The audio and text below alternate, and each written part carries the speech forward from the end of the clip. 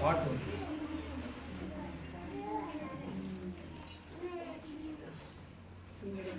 மன்னிப்பதில் வல்லவராம் இயேசு, மனமாற்றம் செய்பவராம் இயேசு.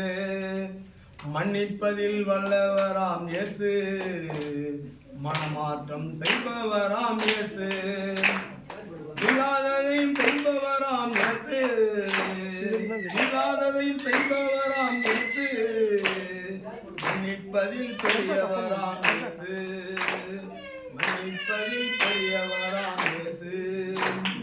இயேசு நல்லவர், மன்னிப்பதில் வல்லவர்.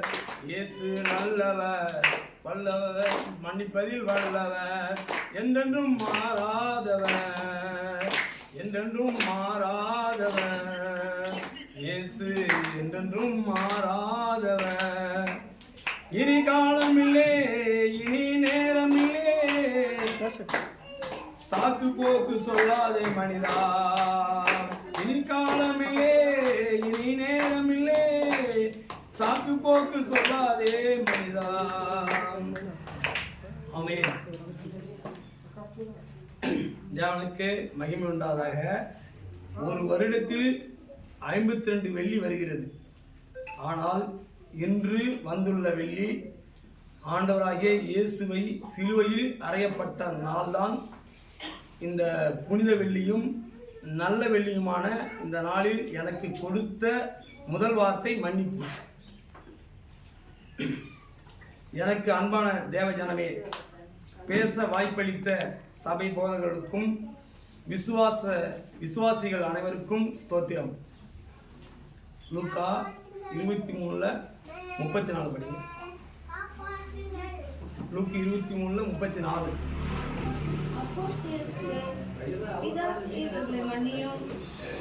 அப்பொழுது இயேசு, பிதாவே இவர்களுக்கு மன்னியும், தாங்கள் செய்கிறது இன்னதென்று அறியாதிருக்கிறார்களே என்றார். அவருடைய வஸ்திரங்களை அவர்கள் பங்கிட்டு சீட்டு போட்டார்கள். கர்த்தருக்குள் பிரியமானவர்களே, ஆண்டவராகிய இயேசு கிறிஸ்து பேசின 7 வார்த்தைகளில் முதல் வார்த்தை தான் மன்னிப்பு. மன்னிப்பு என்ற வார்த்தை சாதாரண வார்த்தை இல்லை. மனிதர்கள் இந்த வார்த்தையை ஒரு கடினமாக வார்த்தையாய் எப்பொழுதுமாய் பயன்படுத்த முடியாமல் ரொம்ப யோசிப்பார்கள்.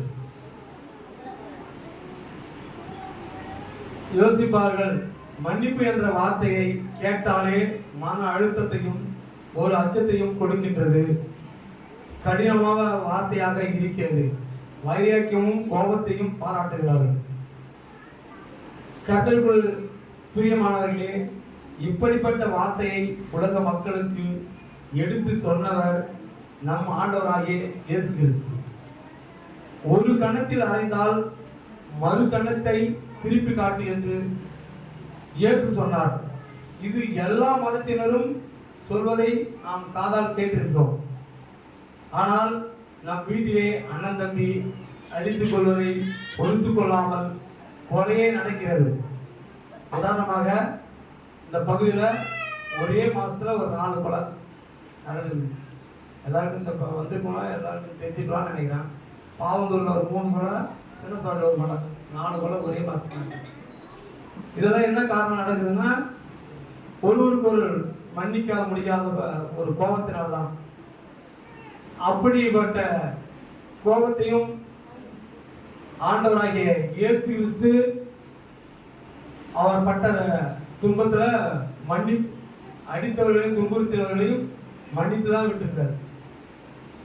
இந்த வார்த்தை அரசியல்வாதிகள் கூட பேசுகிறார்கள். ஆனால் யாரும் இதுவரை மன்னித்ததில்லை.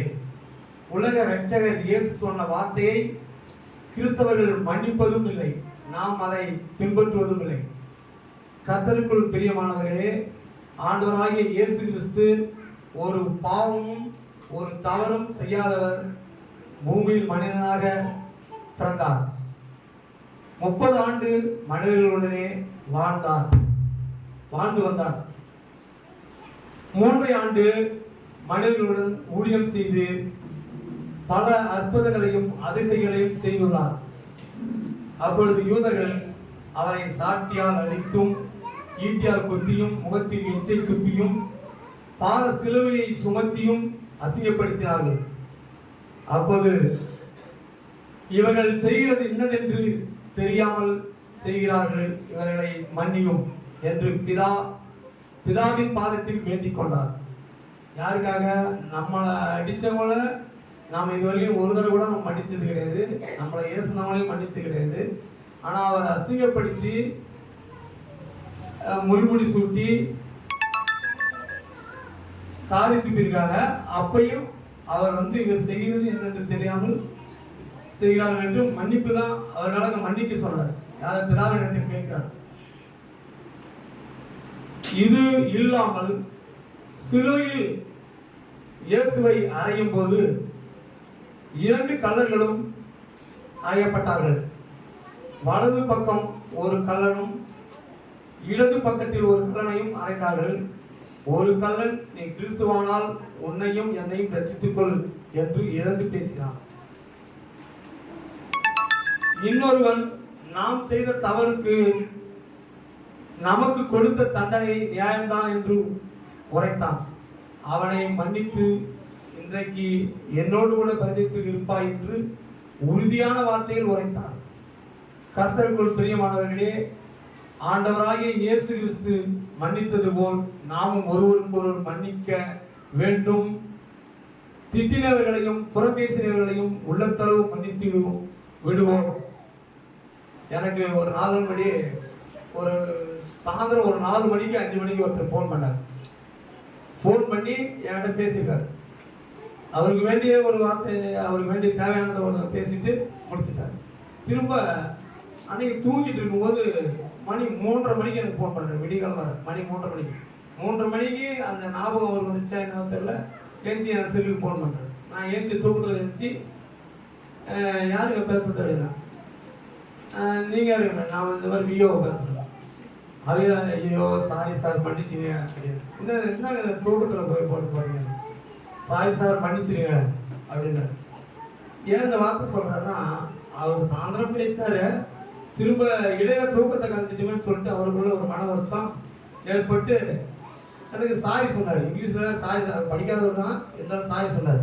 ஆனால் இந்த மாதிரி சாரி சொல்லிட்டு எத்தனையோ பேர் உள்ளத்தளவில் சொல்கிறவங்க, அவர் உள்ளத்தளவில் தான் சொன்னார். ஏன்னா வருத்தப்பட்டு தான் சொன்னார். ஏன்னா நம்ம இந்த நேரத்தில் தூக்கத்தை கலைச்சிட்டுமேன்னு சொல்லிட்டு ஒரு 4 நாள் முன்னாடி இந்த வார்த்தையை சொல்லியிருக்காரு. ஆனால்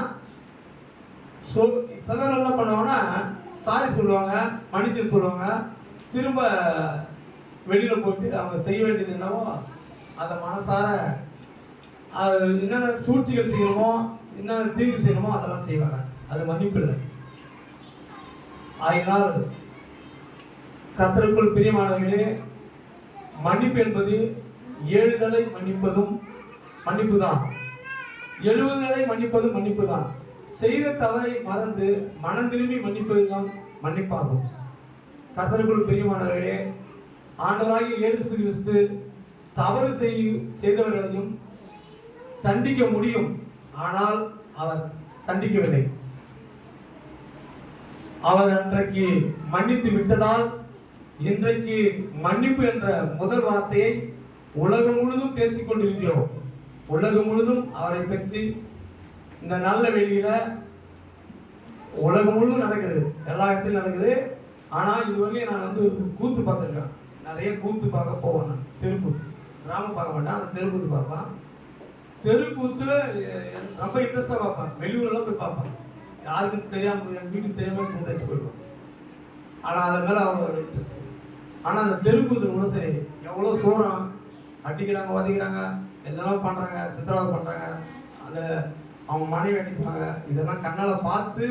ஆனால் அந்த சூர சண்டை தான் செய்வாங்க. மன்னிப்புன்னு ஒரு வார்த்தை கேட்டதே கிடையாது. மன்னித்துன்னு சொன்னது வார்த்தை கேட்டதே கிடையாது. ஆனால் மன்னிப்புன்ற வார்த்தை நம்ம ஆண்டவராகிய இயேசு கிறிஸ்து மட்டும்தான் சொல்லியிருக்காரு, நம்ம பைபிள் மட்டும்தான் சொல்லியிருக்கு. இது பெரிய ஒரு விஷயம். இந்த உலகத்தில் உள்ள எல்லா விசுவாசிகளும் எல்லா மக்களும் மன்னிப்பு என்ற பெரிய வார்த்தையை நாம் பெரிதாக நினைத்து கொண்டு, நாம் ஒருவருக்கு ஒருவர், நம்ம சபையில் கூட சரி, ஒருத்தர் சின்ன தவறு செஞ்சாலும் ஏதாவது செஞ்சாலும் அது மனசுலேயே வச்சிருக்கிறது. அதை மன்னித்துன்னு சொல்லிட்டு நம்ம சொல்லணும். நான் கூட சரி மன்னித்துன்னு சொல்கிற வார்த்தை நிறைய பேருக்கு சொல்லியிருக்கேன். ஆனால் வைரகத்தை நிறைய கடைபிடிப்பேன். நான் வைரகம்னா ஒரு சில எங்கள் வீட்டில் கூட சரி கோபமாக பேசுகிறவங்களா அவங்க இப்போ ஊரில் இருக்கவங்களா பேச மாட்டாங்க. ஏன்னா என்னை யாரும் பேச மாட்டாங்க. மனசால் அவங்க கோபமாக நினச்சிக்கோங்க, கோபமாக நினச்சி குரோதமாக நினச்சிக்கோங்க. அவங்கள நான் மன்னிக்கிறதே கிடையாது. நானும் அவளை எழுதி மாதிரி நினச்சிக்கணும். ஆனால் அவளை எப்பவும் பேசணும் நான் பேச தயாராக இருப்பேன். ஆனால் அவங்க பேசுறது கிடையாது. நான் இப்போ நம்ம சபையில் மாயோட ஒரு நாள் கேட்டேன். ஏன்னா கேட்டால் தவறாக நினச்சிட்டு பேசாமல் இருந்தால் அது எப்படி? நம்ம சபைக்கு வர மாயவோட சரி மாயவன்ற மகிழ்ந்தாஸ் தவறாக என்னை பற்றி நினச்சிட்டு என்கிட்ட பேசாமே இருக்கிறான். ஆனால் உறவுல போகல மிஸ் பண்ணுறாப்புல. வணக்கம் வைக்கிற வணக்கம் எதுக்கு வைக்கிறது? நம்ம ஒருத்தவங்க அறிமுகமாகிறதுக்கும் நல்லது கிடையாது பேசுறது தான் வணக்கம் வைக்கிறது. ஆனால் வணக்கம் மட்டும் வச்சுட்டு அவர் மட்டும் பண்ணியே இருப்பார், நிற்கிறது கிடையாது. இதே மாதிரி ஒரு நாள் ரோட்டில் வணக்கம் வச்சேன். நீ எனக்கு வணக்கம் வைக்காத பண்ணு ஏன்னு கேட்டார். நம்ம தவறாக நினச்சிட்டு நம்ம கிறிஸ்தவர் கிடையாது, நம்ம இந்துக்கள் கிடையாது, நம்ம கிறிஸ்தவத்துக்காக போயிருக்கோம். ஆனால் நம்ம மனம் திரும்புறதுக்காக தான் அங்கே கிறிஸ்தவத்துக்கு போயிருக்கோம். நாம் மனசில் ஒரு தவறை நினச்சிட்டு நம்ம வணக்கம் வைக்கிறது என்ன பண்ணேன் அப்படின்னு கேட்டேன். அப்போ அவர் சொன்னார், நான் ஒரு வார்த்தை விட்டேன், சத்துருவில சினைன்னு சொல்லிட்டு நம்ம பைபிளில் வாசிக்கிறோம், திரும்ப பிரசவம் நடத்துகிறாங்க. ஆனால் சத்துருவிலே நீ சினிக்கா நான் அப்படிப்பட்ட சத்துருன்னா அப்படின்னு கேட்கும்போது அவர் ஒரு வசனத்தை சொன்னார். அந்த வாக்கியம் அந்த வசனத்தில் இருக்குதா என்னன்னு தெரியல. சத்துருவாக இருந்தாலும் உறவினருக்கு பலனாக இருப்பாங்களாம், உறவினருக்கு மட்டும்தான் பலனாக இருப்பான்னு சொல்லிட்டு ஒரு வார்த்தையை சொன்னார். உறவினர்னா எப்படி தவறை செஞ்சாலும் அவங்க உறவினருக்காக பலனாக யாரா இருப்பாங்களா? அவருக்கு நம்ம சொந்தக்காரர் தான், நம்ம அண்ணன் தான், தம்பி தான். அவங்க இன்னைக்கு கூட எங்கள் அண்ணன் ஒரு தப்பு பண்ணிட்டு வந்தார். இன்னைக்கு காலையில் ஒரு தப்பு பண்ணிட்டு வந்தார், ஒருத்தர் ஏசிட்டு வந்தார். அவன் திருப்பி அடிச்சுக்கிறான். வீட்டில் சொன்னார், சரி இவர் ஏதாவது பேசுறது தான் அடிச்சான், அதனால எங்கள் அண்ணனுக்கு சப்போர்ட் நான் போய் பேசிக்கிறேன். இவர் ஏதாவது பேசியிருப்பாரு வேகமா, அதுதான் நாங்கள் சொன்னோம். நானும் சொன்னோம், என் மனைவி சொன்னால், நாங்கள் எல்லாருமே அதான் வருத்தப்பட்டோம். ஆனால் அவன் அடித்து தவறு நம்ம சொல்ல முடியாது. அதை போல் நம்ம மன்னிக்கிற குணம் வேணும். மன்னிக்கிற குணமும் மனமும் இல்லைன்னா ஒன்றுமே பண்ண முடியாது. நம்ம மன்னிக்க யாரையும் மன்னிப்புன்ற வார்த்தையை சொல்ல முடியாது. ஆண்டவராகிய இயேசு கிறிஸ்து இந்த மன்னிப்பு என்ற வார்த்தையை பேசுவதற்காக கொடுத்த கர்த்தருக்கு கொடாக நன்றி. வார்த்தை